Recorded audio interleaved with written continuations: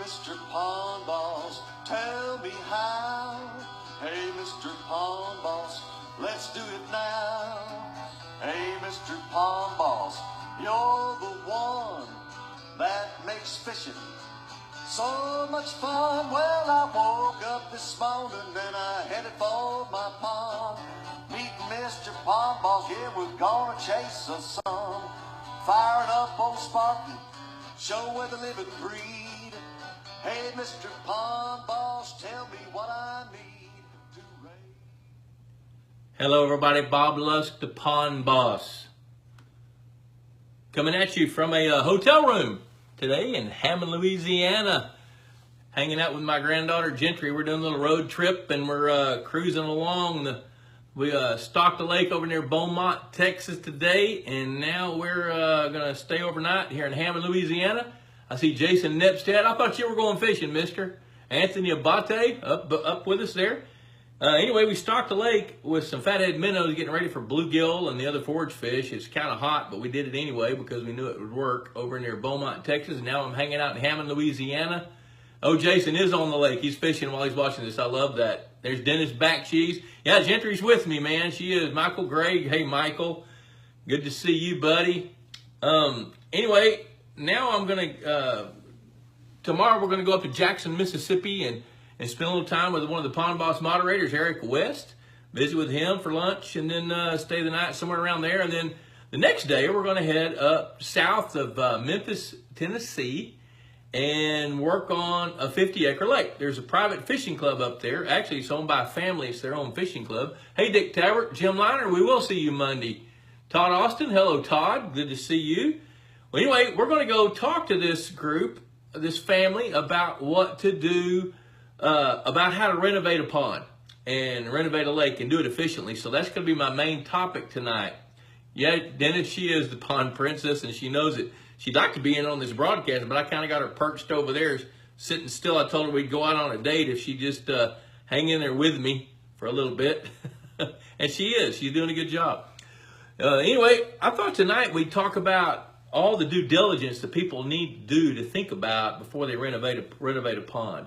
Now, before I do that, several questions came across the board. And of course, you guys that have been there. Hey, Tim Johnson, John Taskett, howdy. Robbie Shell, hey, buddy. Our good friend from Purina Mills, Land O'Lakes. Be sure to click like, share this video to your timeline so your friends can see it so it can grow the audience. And if you don't mind, put hashtag Pond Boss Magazine in the comment section. So I'm going to tackle some of these questions. Carson Seville asked a question after I posted the promo for this show. Hey, Bob Drexler, good to see you. I don't recognize your name. Glad to see you with us. Carson Seville says, how to record fish you're catching to determine what minimum size and how many you need to harvest for DIYers. So what he's really asking is what are some things we can do to manage our fishery without, hiring somebody with an electrofishing boat or bringing a pro in? What can we do for ourselves? Well, some of that's going to be contingent on the size of the pond, but the thing that comes to my mind quickly is to keep really good catch records. If you will weigh and measure largemouth bass, then you've got you got data you can use, and I'm going to tell you about that. Hey, Lance Faber, good to see you, man. If you will weigh and measure some bass, and if you don't have a spreadsheet that we've provided, send me an email. And I've got a little Excel spreadsheet that you can plug your links and weights in, especially for this is for largemouth bass. And you see how well they're growing compared to standard. Standard means, 300,000 bass that were weighed over a 40-year period, how it compares to those. So you can see how your bass compare to standards and just see where you are. Now, as long as you weigh and measure a substantial sample, then you can start making decisions on what to harvest, what not to. If you catch a fish that looks like what Ray Scott says is an Alabama deputy sheriff, it's big, chunky, throw it back. If it's thin, take it out. Hey, there's John Krause checking in. Hey, John, good to see you, buddy. Dick Tabbert, Cheyenne, my granddaughter, went out back and had her way with the fish again, the fish slayer. I saw those pictures. I did. I didn't comment, but I saw those pictures. That's great.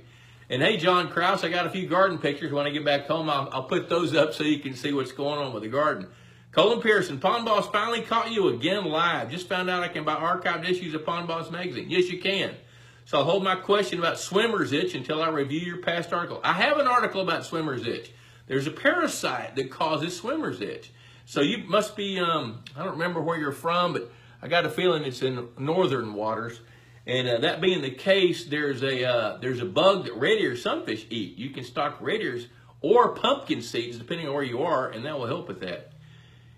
Your red stables, you better get all the pointers you can. South Dakota, okay, yeah, okay, I got it. Clayton Bounds, howdy, glad you could tune in from the road. Yeah, these weekly videos are awesome. Thanks, I appreciate that. They're kind of fun to do, actually. So now, I'm going to get to Anthony. I'm going to get to your question here in just a little bit. Oh, by the way, I don't see Mark Finn on yet. Mark Finn won the drawing, so he's going to get a hat, Pond Boss hat, and a mug, a Pond Boss mug. I didn't bring one of those with me. But in order to be entered in that drawing, you got to do hashtag Pond Boss Magazine in the comment section. Share the video to your timeline. Do that now. Just click share so that your friends can see it. And anybody that's interested can tap in and watch it. There's Victor Moberg, Daniel McWhorter. Daniel's getting to be a regular. Victor's been a regular since we started. Click like. If you'll do those three things, share it to your timeline, click like, hashtag Pond Boss Magazine. Speaking of Pond Boss Magazine, here it is. Right there. There's the May June issue. The July-August issue is at layout, getting ready to go to the printer. And it should be mailed within about 10 days and headed to the mailboxes. And there's some outstanding stories in this issue. Hey, Clint Loveday, good to see you, man. $35 a year. You know, $35 a year. $35 a year. You know, I had somebody ask me sometime back, what is Pond Boss? And you know, 10 years ago, I would have said Pond Boss is a magazine that goes out every other month. But now, it's more than that. It's this Facebook page. It's these broadcasts. It's our free videos and articles that we have on the pondboss.com website page. It's for subscribers. I'll answer your questions. It's our discussion forum. It's our archived magazines. We are the go-to place for you to find the information you need to be a better steward of your land and water. And we don't only just focus on water. We also do wildlife and land management stuff as well. Dick Tabbert, Bob, she stole my Pond Boss hat. Oh my gosh. Well, she probably deserves it. Chris Piper, glad to see you. Let's see, Daniel McWhorter, changed the aerators and fountain to 10 to 10 on evenings. 85 degrees, temperature dropped 80 top. Hey, outstanding. Last week, I talked about trying to maintain some cool water. You know, I have grown to learn that largemouth bass especially prefer temperature over oxygen levels.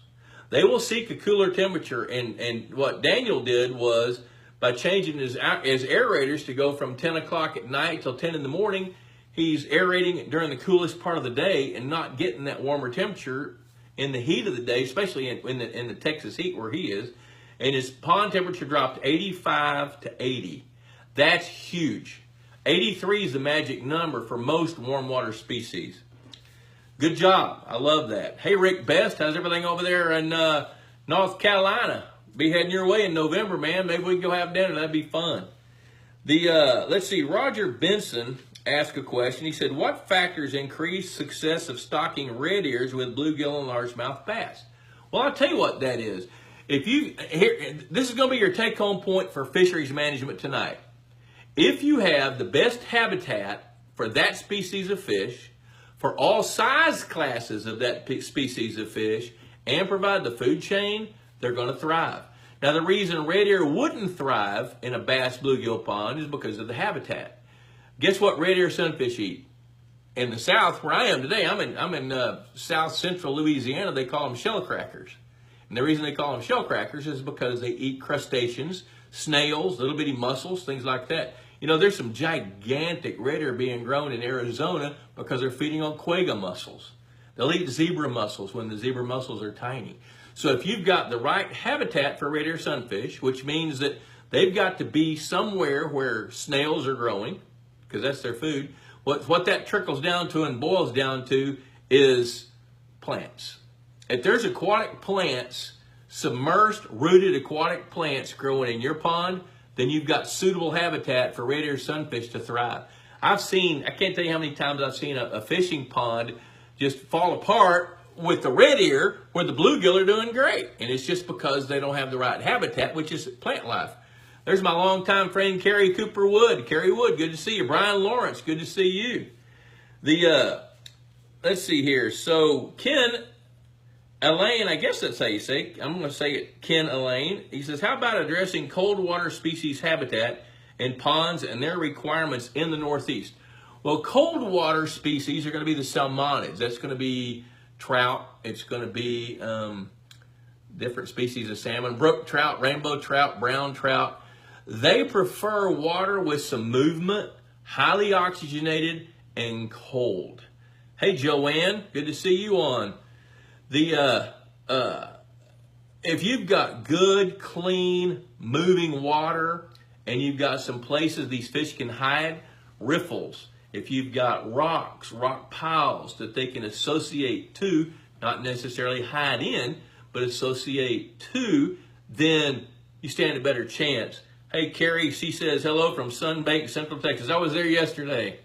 I left Dripping Springs, drove to Houston, hung out with a couple of grandkids, went to Beaumont this morning, stocked some lakes. Now I'm hanging out in South Central Louisiana on my way to Mississippi. Donald McDonald, we bought land with a 1 1/4 acre pond 2 years ago, and I've learned so much from the website or webpage forum. Thanks. You bet. Happy to do that. Donald, I'll be in your neck of the woods. I've got to actually run up to Ashland, Mississippi, day after tomorrow, and check in with the project over there. That's what I'm going to talk about, which leads me to Anthony's question. Anthony Abate typed this question up when I did the promo yesterday.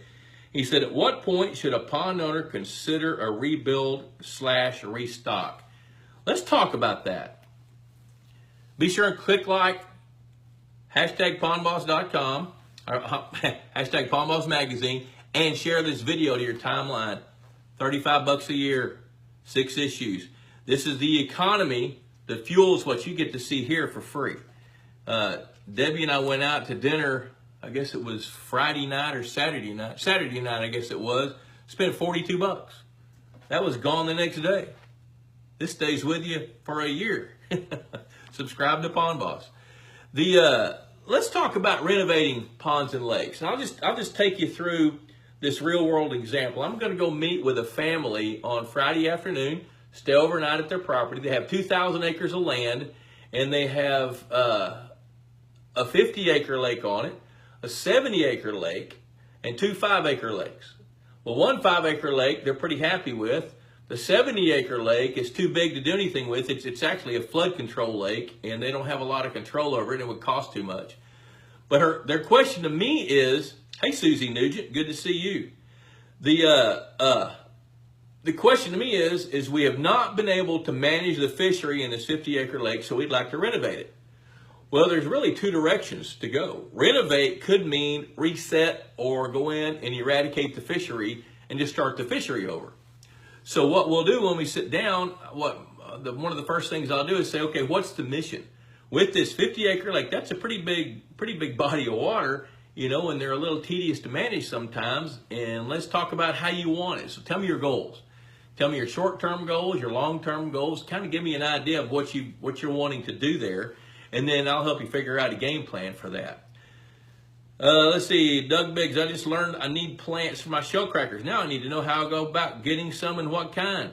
If you've got the right habitat for plants, which means sunlight penetration, if you've got food, and if you've got the right temperature, you're going to have plants. So if your water's not clear, you need to work on that. It could be an idea where you could, if maybe you've got some fish in there that eat the plants. Well, if that's the case, you can build an exclusion fence and keep the animals out, keep the fish out and the turtles out, and you'll grow some plants. So we need to talk one-on-one. Brendan, what floating fountain would you recommend for a 2.5-acre pond? There's a whole bunch of different kinds of fountains, Brendan. Kind of depends on what you want. If you want something for show, we go one direction. If you want something for aeration efficiency, we go a different direction. So I just need to ask you what you're looking for. And one of our go-to places is Casco Marine. They're an advertiser. I've known those guys for a long, long time. When I sit down with this family to talk about renovating this 50-acre lake, and they want to renovate a 5-acre lake, what we're going to try to determine first is, do they need to drain the lake and do dirt work?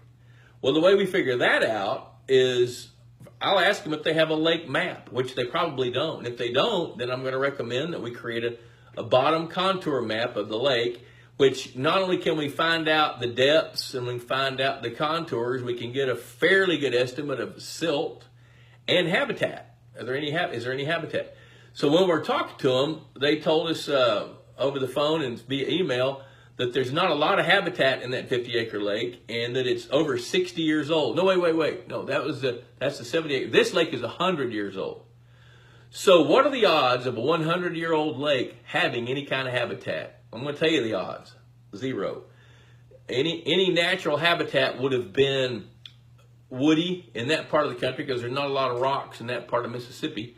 So I would just about bet that that lake is silted in because it's surrounded by forests and farmland. So odds are really high that that lake's had a lot of siltation going on. So the first thing I would suggest to them is that we do a contour map and evaluate what's on the bottom of the lake. Hey, Rick Perkins, good to see you. After we do the contour map, then we can figure out what the depths are. And once we see what the depths are and get kind of an idea of what the siltation's like, then we can start talking about, should you drain the lake and move some dirt? Now, when you're talking about a lake renovation, I'm going to talk to you, this audience, more than this one I'm going to go see this weekend. Let's say you've got a 5 or 6 acre lake that was built in the 50s and you're thinking about renovating it. I think job one is if you want to drain it and think about doing some dirt work, is you got to quantify what that means. And the due diligence you do there is if we cut the dam and we dig out a bunch of silt, what's that going to cost and what do you get for that? Well, when I first go out on a site of like a 5 or 6 acre lake that is a potential renovation project, the first thing I'll do is see, can we leave the lake as it is but go up? You know, can we raise the dam 5 feet to get 5 feet of depth? Can we do that?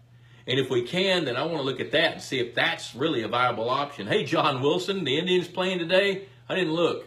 Hey, we stocked a Major League Baseball player's lake today. A guy plays for the Mets, Jay Bruce. He's built a pretty cool lake over just west of Beaumont where he's from, and we're helped him design that lake and helped oversee building it, structure and habitat and things like that. So good to see you, John.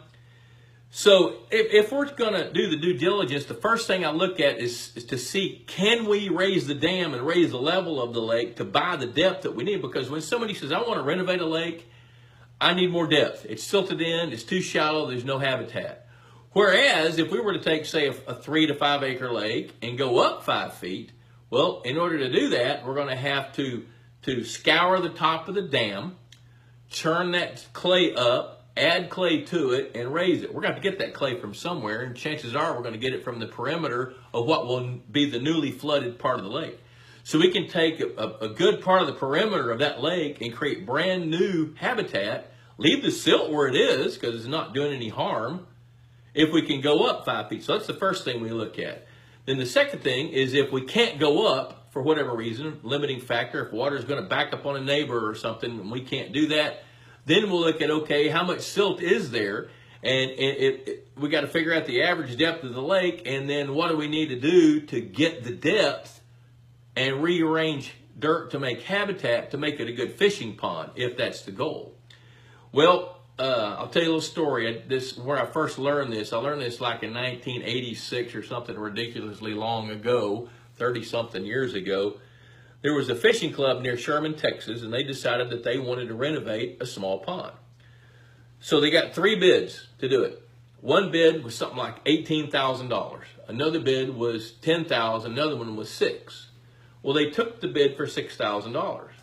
Ended up, the guy was wrong. He couldn't do it for that. So he got about halfway through the project and then just said, hey, I can't do it. I didn't bid it right, or you didn't tell me how much silt was in this pond, you know, that kind of thing. So they got into a little bit of a little huff-puff fighting match. But anyway, bottom line was he wasn't going to finish. So in order to get him to finish, they had to give him more work. so he could earn money on another job on the property to finish this pond. They ended up spending about the same that they would have spent for the high bid. Well, here's the point.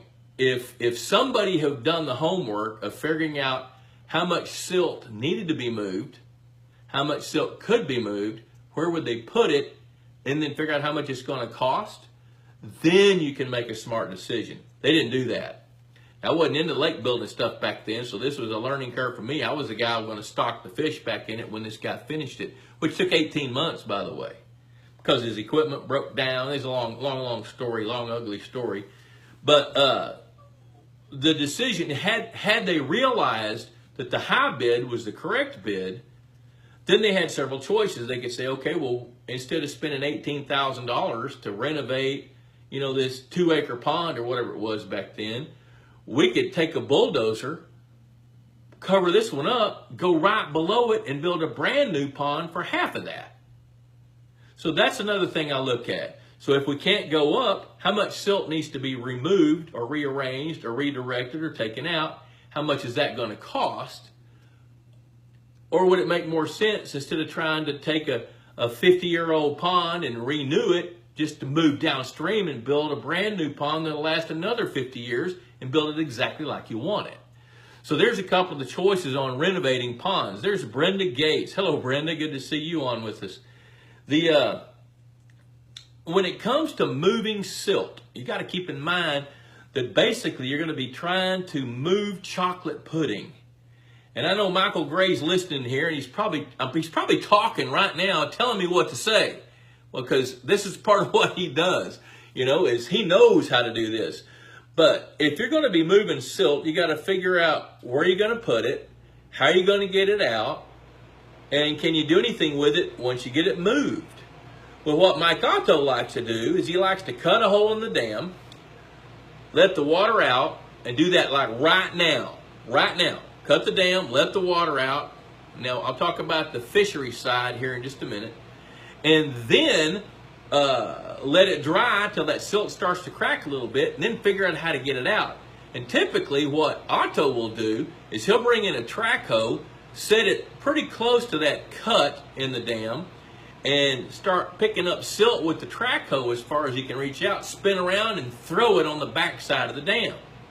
And then take a bulldozer and get up under the silt in the far end of the pond and start pushing that silt down to where the track hoe is, and just dig it up, spin, throw it over the dam.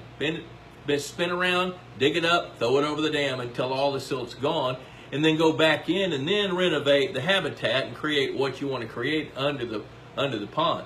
Now, there's Timothy Phillips, Christy Hartzell. Hey, Christy. Kevin Briggs, John Mekulik. The thing about trying to move silt out of a pond and renovate it is, here's a real important take-home point.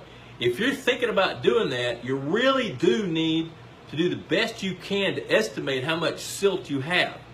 And dirt guys think in cubic yards, which is 3 yards by 3 yards by 3 yards, 27 square or cubic feet of dirt. All right? And in order to move that dirt, hey, Susie Willis, how's everything? And we got somebody else from South Dakota checking in. Good to see you, Suze. The thing about moving silt is, out of a pond, it's got to be moved really 3 times. Think about that. It's got to be moved 3 times. You got to get it to where it can be escaped from the pond. So in this case, the dozer pushes it to Otto's track hoe, which picks it up, throws it over on the back side of the dam. So it's moved 2 times right there. Move first with the dozer, second with the track hoe. The third time it's going to be moved is when the bulldozer comes in to finish the job and take all that silt on the backside slope or wherever you're stashing it after it dries up, and smooth it out, spread it out, and make it look good, make it blend in with the rest of the property. So if you think about that, in today's marketplace, and especially with diesel fuel going up in price, you could pretty well bet that it's going to cost $2.50 to $3 per cubic yard to move that dirt each time. Think about that. That means you'd be spending somewhere between $7 and $9 per cubic yard to push that dirt, pick it up, move it, and then spread it out. Hey, Craig McBride, good to see you, buddy. So that gets pretty expensive. And so what you got to do, and so of course I'm sitting here talking about this, like my good friend Cleon Allman says, sounds easy, Bob, does hard. Well, he's right. Scott Lindsay, sorry boss, I'm late. What I missed? Well, rewind it and watch it, Scott. I'm not. Hey, you know, you got this. You got this. We're just talking about ponds and lakes like we do every week. So the best way to try to figure out how much, if you're going to do this yourself, I'm going to give you a simple way to do it. Hey, Steve Lewis, Hot Springs, Arkansas. Good to see you, buddy. If you're going to try to calculate how much silt you've got at the bottom of your pond, you can do it with a pole. Depending on how deep the water is, you can go touch the top of the, when you put the end of the your rod, it can be a piece of rebar, it can be a piece of metal, it can be a PVC pipe. It can be a 3/4 inch piece of PVC, half-inch piece of PVC pipe. Find the bottom and then push it till you hit firm ground. That's the distance of the depth of the silt.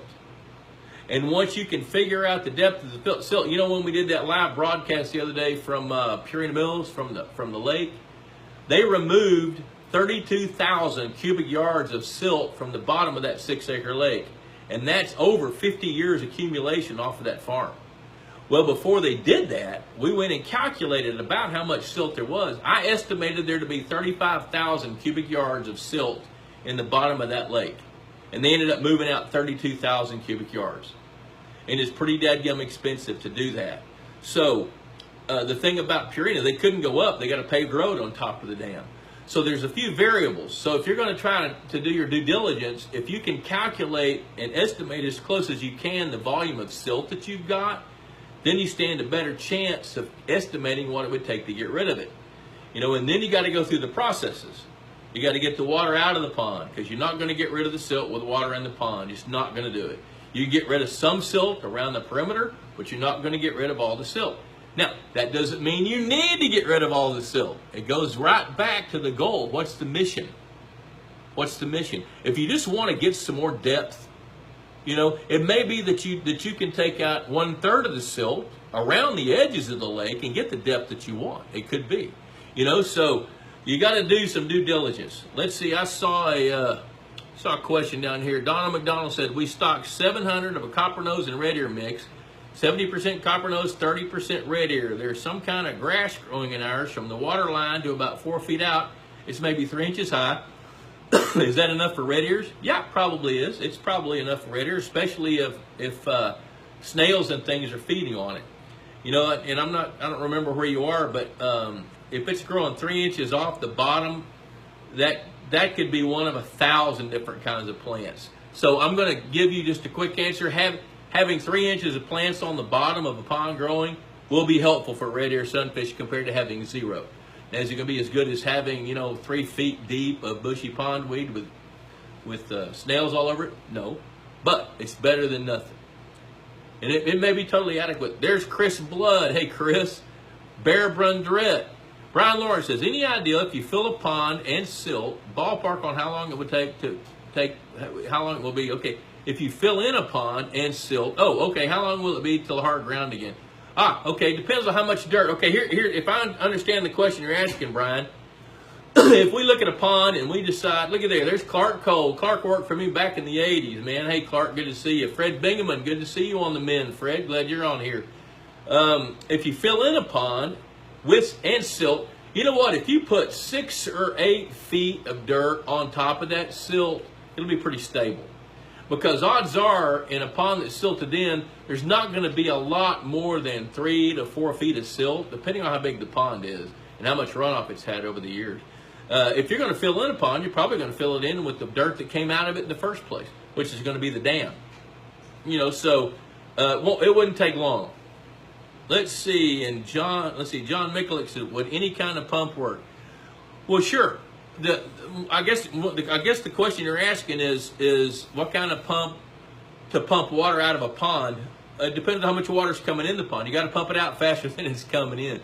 You know what a lot of the dirt guys will do, especially with earthen dams, is they'll just cut the dam and let the water out. And there's cases where you should not cut the dam, especially if you can't get back in there and fix it, or if it's going to cost too much. If you want to pump the water out, as long as it doesn't rain again, more power to you. I took a I've got I think it's a little over half an acre pond, square pond that we took a bunch of dirt out to build a dam in our house for the swimming pond.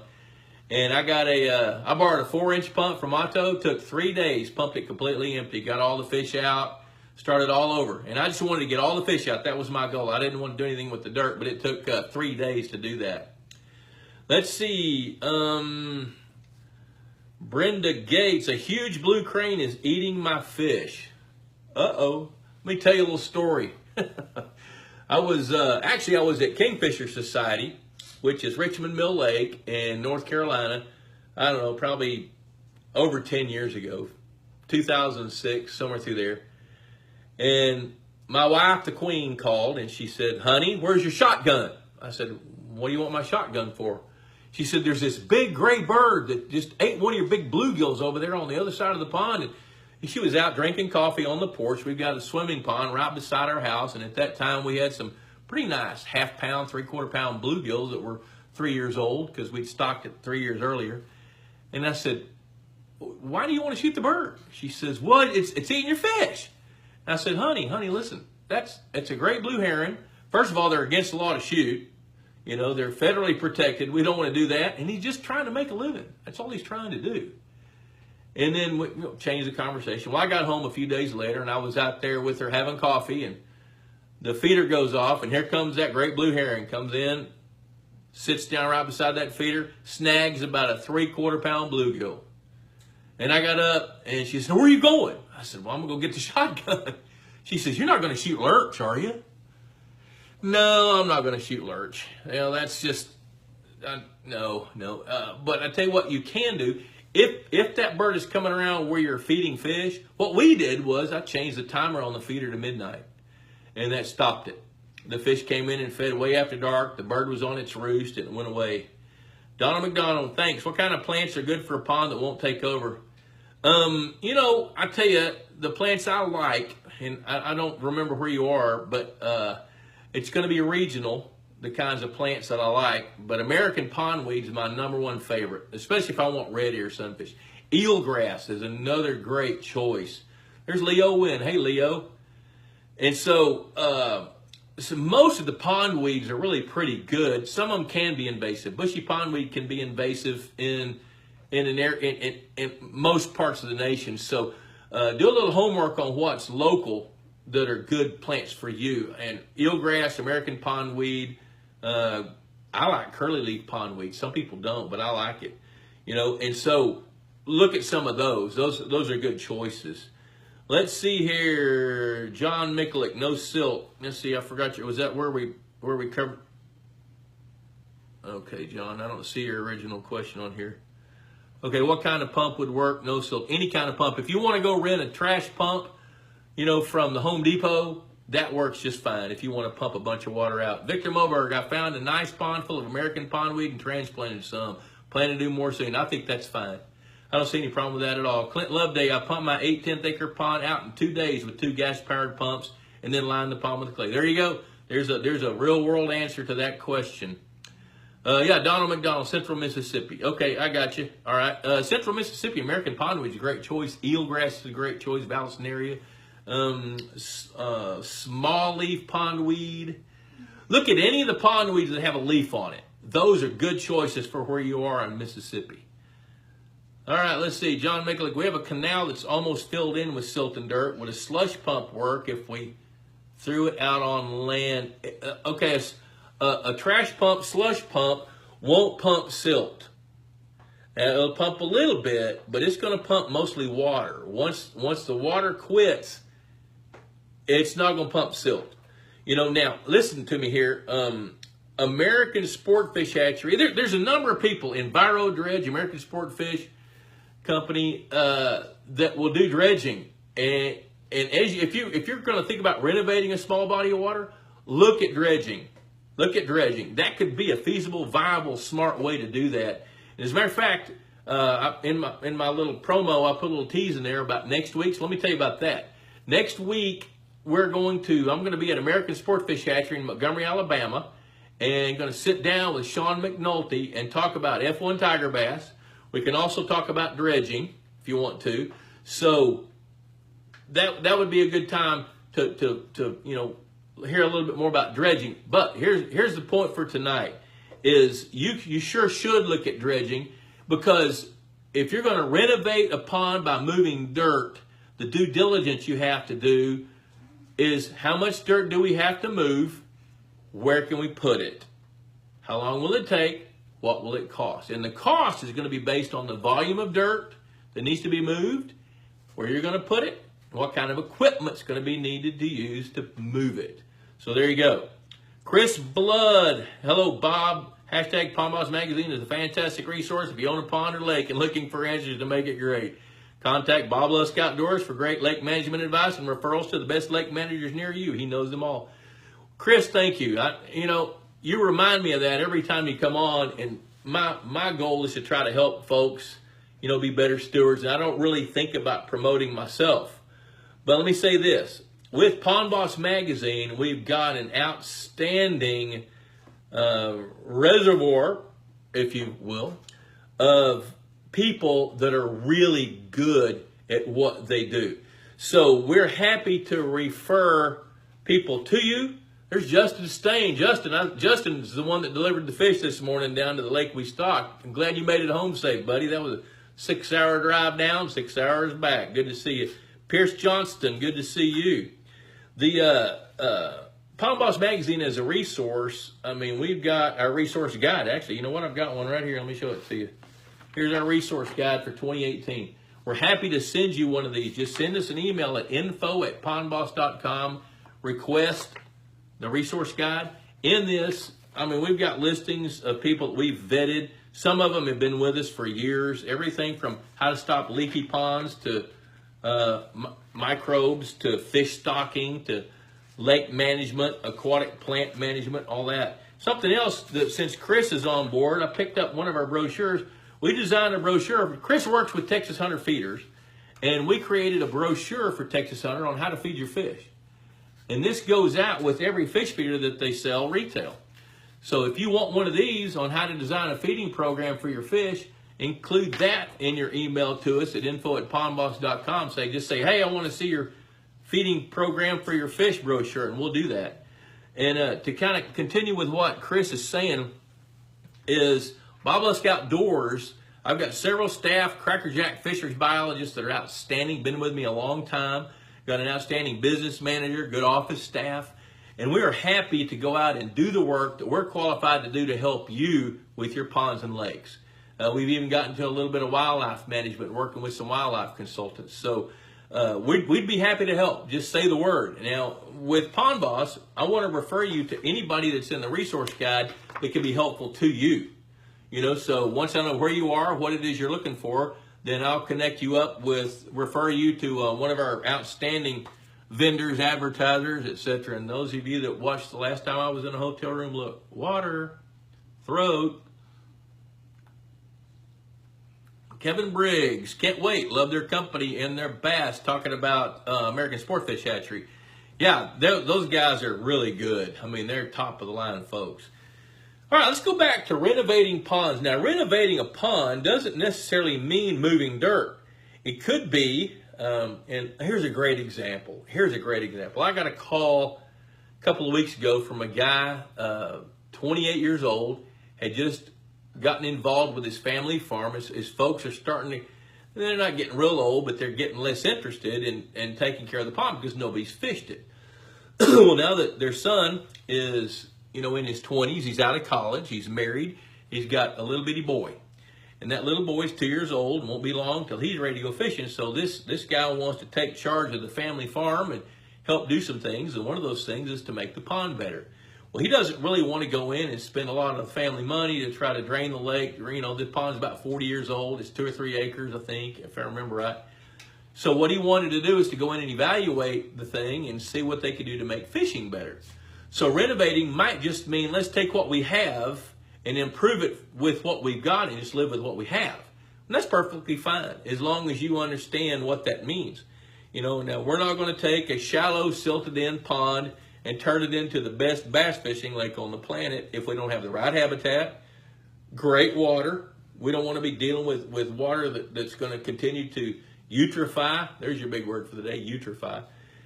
full of nutrients the fish can't live in. That's what happened to the Purina Lake.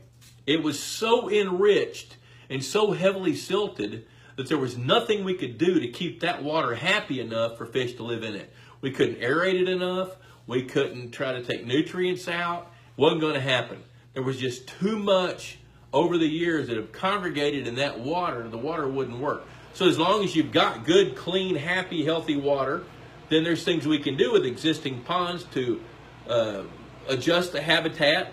Justin Stain, that's one of his favorite things to do, is to go in, working for Bob Lusk Outdoors, is to go in. Justin loves to go map the bottom of a lake and then sit down with you and say, okay, here's the best places to improve your habitat. We love to work with moss-back fish habitat.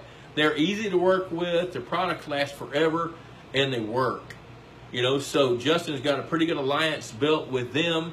And you know, we'll even use natural habitat if you've got some on the property. We'll do that. Well, what Justin will do is go in and figure out what kind of habitat improvements need to be done, share that with you, interact with you, and come up with a game plan, then execute the game plan. And then once the habitat's in good shape, then it's a matter of working with the fish. You know, I was talking to a guy today. He said, man, I got a pond full of carp, and I don't know what to do with it. He said, now what I can do is I can drain the pond down about 5 feet if you want to eliminate all the fish. And I said, yeah, we can do that. That would work just fine. You bet. So his idea is he wants to drain his pond down a few feet, come in with some rotenone, eradicate the fish. While the pond is down, do some things to improve habitat. And when it rains, fill it back up, or he's got a well if he wants to fill it back up with a well. And then restock it, stock it from scratch as though it's a brand new pond with the fishery. So there's some things like that we can do. Dick Tabbert says, finally got my Purina bass pellets. The fish instantly started eating them, but going through quite a few with the hybrid stripers, and it's a blast to watch. I believe that. I sure do.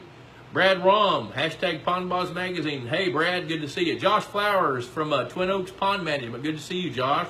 Talked to Josh earlier today. He volunteers with Bass Brigades, which is a really cool program in Texas where these volunteers get together and they bring kids in, some on scholarship, some pay their way, and it's kind of like a simulated, soft, military-style camp where they learn about bass. They learn about fish. There's one for quail.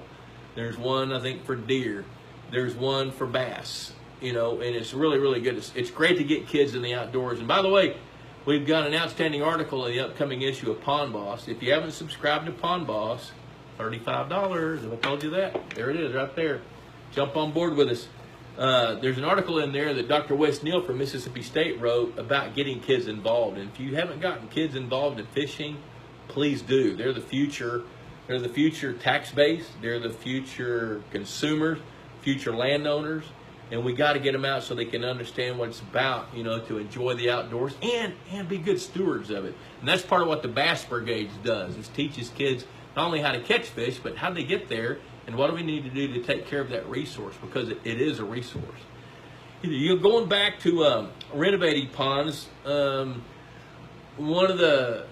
Going back to that Sherman Country Club story I was telling you about.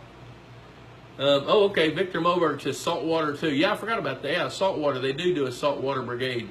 His daughter did that one. That's cool. Good to hear that. That Sherman Country Club story where they didn't really know how to do their due diligence. Now we do. To renovate that little 2-acre pond or whatever it was, what they should have done is they should have dozed that pond in, covered it up with dirt, turned it into a green belt, and then gone downstream, and they could have built a pond 4 times as big for the same amount of money they spent renovating that pond. There's Reggie Underwood. Hey, Reggie.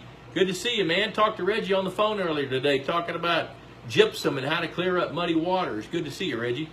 You know, so I can't emphasize enough to you that to do your homework if you're thinking about renovating a pond. Now, here's the number one problem with trying to renovate a pond by moving dirt, is quantifying the amount of dirt.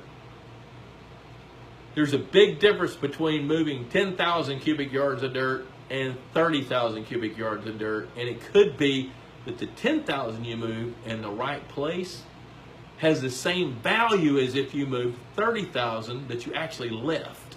Let me tell you what I mean by that. The same project at the Sherman Country Club, the second job that they had this contractor do in order to get him to finish the first job was they told him they would pay him to move 10,000 cubic yards of silt out of a bigger lake on the property. All right, now here's where it's going to get a little bit touchy. I want you to really get this point.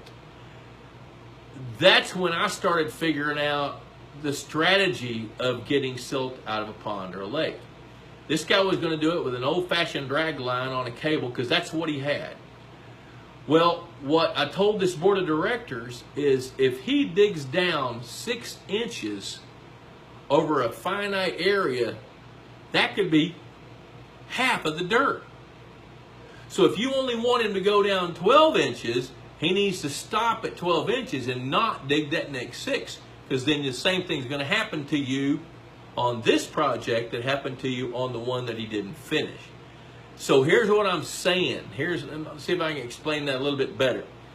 My take-home point is there's going to be a point where moving this amount of dirt makes sense to renovate a pond, where moving more than that doesn't make sense financially.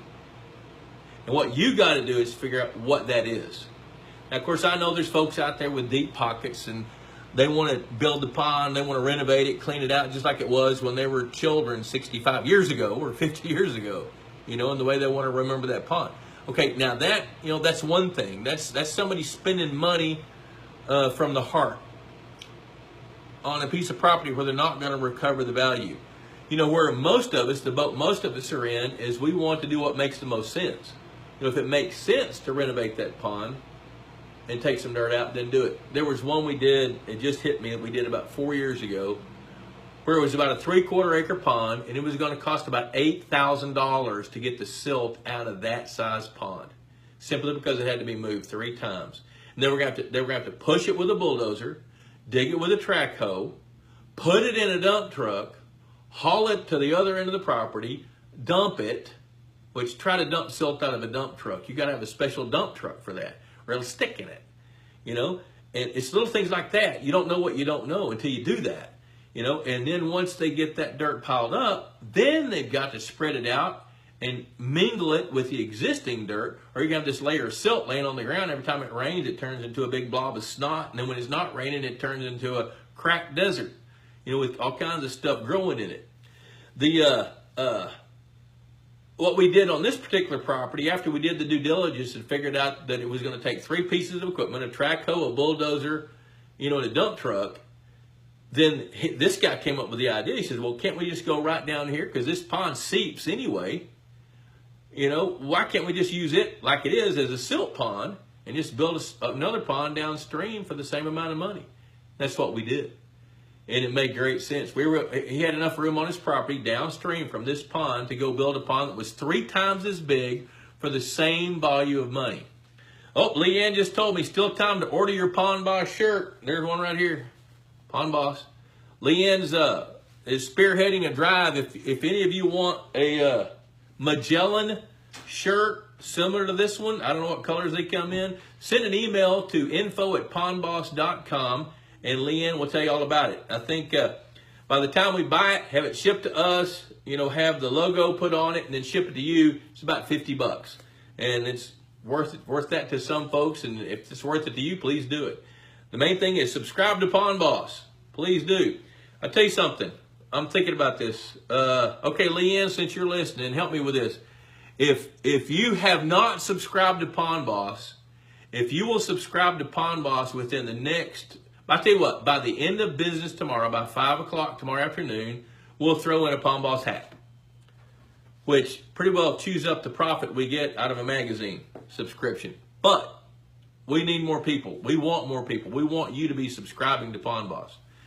So that's about all I got for now. I think I answered everybody's questions. Josh says, thanks for talking about Texas Bass Brigade. You bet. Absolutely. Got to teach the next generation. That's absolutely true. Let me kind of wrap things up. There's an article in the next issue of Pond Boss, the July-August issue, that says it's called Loose Ends. There are so many things to think about with this. Oh, hey, Leo, you got a hat coming anyway, dude. You got one coming. You won the drawing, so you'll have a hat. If you haven't got it yet, you will. So there are so many things to think about as we're becoming better stewards of our land and water. And, you know, I'm in my 39th year, so I have a tendency to overthink some of this stuff. So I want to simplify it a little bit. If you've got really good, clean, happy water, and you've got the right kinds of habitat, and the proper species of fish to create the food chain, the good genetics that you want to get the growth that you want, a harvest plan, and you're paying attention to all these things, odds are really high that you're going to succeed. You know, when we start drilling down in each one of those topics, it can get pretty complicated. Like water chemistry can be completely complicated. Now, right now we're looking at cyanobacteria. We're looking at you know, the way different blue-green algae are interacting with the nutrients in the pond. Is there too much nitrogen, not enough nitrogen, too much phosphorus, all that kind of stuff, you know? So it can get as technical as you want. But when we're talking about renovating a pond, basically what we're talking about is how to take it from where it is and give it a fresh new life. So it can live another 40 years or 50 years. Or if we're going to renovate the fishery and just reset the fishery, we're talking about what we can do to give a brand new fishery a brand new life for the next 6, 8, 10 years, and do it again. You know, which is perfectly in bounds. Leo says, thanks for the magazines. People from our wildlife and lake management have your awesome magazines. They thirst for more. Well, speaking of thirst, let's satiate some of that for them. You know, we're happy to get the word out about Pond Boss because, you know, yes, we're a business. Yes, we want to make a profit. Yes, we intend to do that. But our number one driving force is to help you be a better steward of your land and water. That's our mission. And if we can accomplish that mission, we've succeeded.